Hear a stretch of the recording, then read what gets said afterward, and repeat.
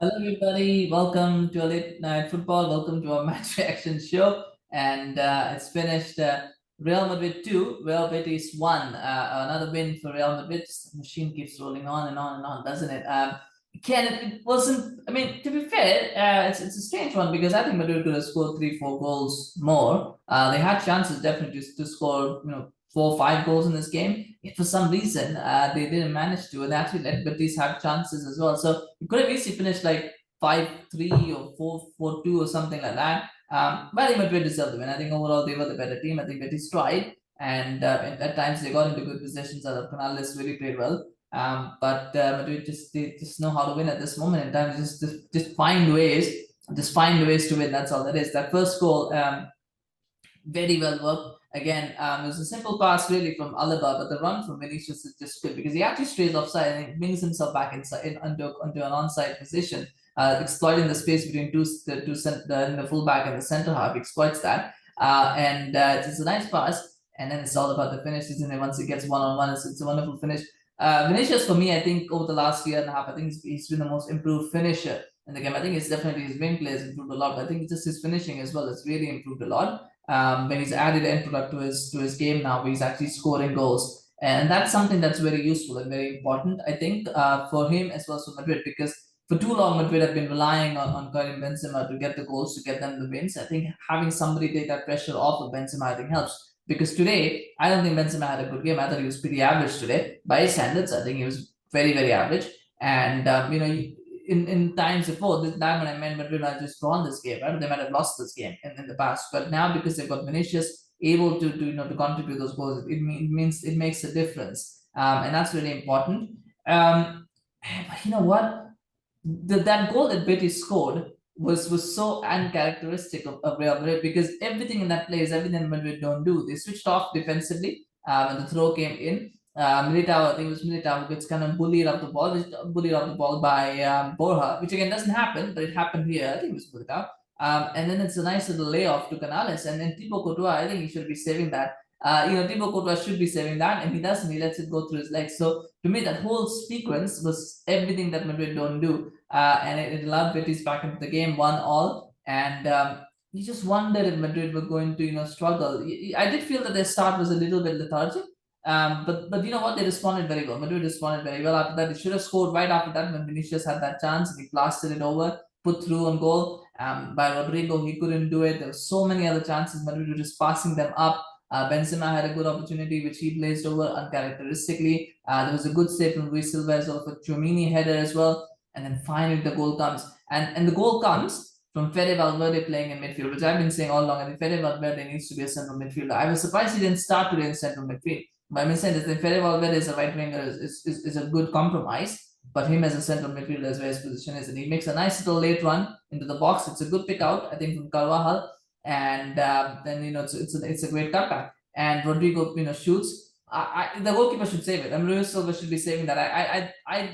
It's not a good shot. It's not a powerful shot. It's not one in the corner. It's straight down the middle. I think Silva just gets bamboozled a bit by the bounce, and I think he just kind of thought, okay, well, he's going to go one side, and it just goes the other side. But that's still bad goalkeeping, and I think he should have kept that out. But you just kind of know Madrid just will it, right? So oftentimes Madrid just will a goal. It's will that they're going to win a game. They're going to score a goal. They just will it, and it happens. I think that's what happened there as well. And then they did well. The game management was pretty good. I thought after that they saw the game out. Don't think they were too troubled. There were a few breaks from Betis, but I don't think there was any moment we thought, oh my god, Betis might score here. Madrid probably had a couple more chances where they could have finished the game off, but they didn't take those chances. So 2-1. On reflection, it's a win, of course, for Madrid. I think it's deserved. I was surprised I said Valverde didn't start, and I saw Camavinga start.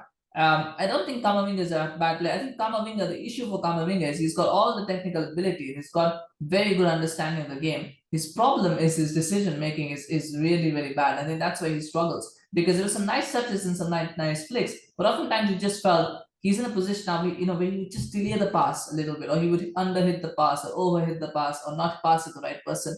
I think those are things that's decision making that comes down to decision making that comes down to composure. I think he needs to work on that. Still very young though, by the way. He's very, very young. So you don't expect that to come now. Or it will come over time. But it's just, I think that's what's lacking from his game. It's just that understanding of decision making and what to do. So that's something that he needs to work on, and that's why I think he's not ready to be a full-time starter yet. I think for now, I think Madrid's best midfield, and I know they will. I don't know, for some reason Ancelotti doesn't like to play it, but their best midfield is Tchouameni, Modric, and you've got Valverde, and you alternate between Modric and Kroos, and you play Valverde as the second midfielder. That I feel is the best midfield, but I know Ancelotti is a that, so I'm not a manager, so I don't have the option of picking the team, right? I thought Chumi looked good. At times he looked very impressive, and then other times he looked a little bit average. But I think overall he had a good game. And I do believe that selling Casemiro looks like a good decision, because I think if Casemiro was there, I don't think we would see Tchouameni putting in such good performances. And the reason is because the specter of Casemiro would have always hung over his head. He would know that he would be under pressure to perform, because if he doesn't, Casemiro is going to come back in and play well. So for him, I think not having Casemiro, knowing now that he's going to be the main man in that CDM role, I think that's just liberated him to play his natural game, to express himself. And I think that's being seen. I don't think he had a good preseason, but over the season, I think, especially once Casemiro is gone,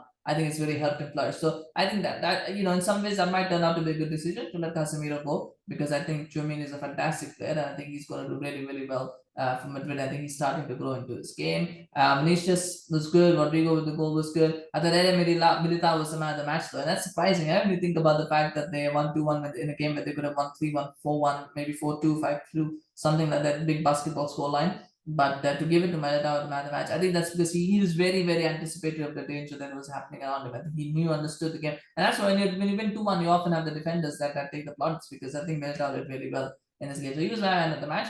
But let me know who your man of the match is, and a special like for Adam Militao, who's your man of the match as well. This match like for him. But let me know in the comments, of course, if you think somebody else deserves the award. I'm always happy, of course, to hear from you guys and to hear what your thoughts are. Also, let me know what you thought of the game. And if you had other observations that you want to talk about, of course, definitely share them in the comments. A good win for Madrid, good 3 points. They needed that as well, just to keep the pressure on Barcelona. They'll be top now of the league, no matter what Barcelona do. So that's good for them as well, especially with the Champions League coming. That's it. Congratulations to all Madrid fans. Congratulations to Real Madrid on the win.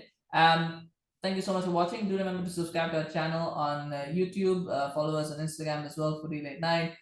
We appreciate your support, of course, and we're going to do a lot more videos today. So when you subscribe, you get notified as videos drop. So please do subscribe.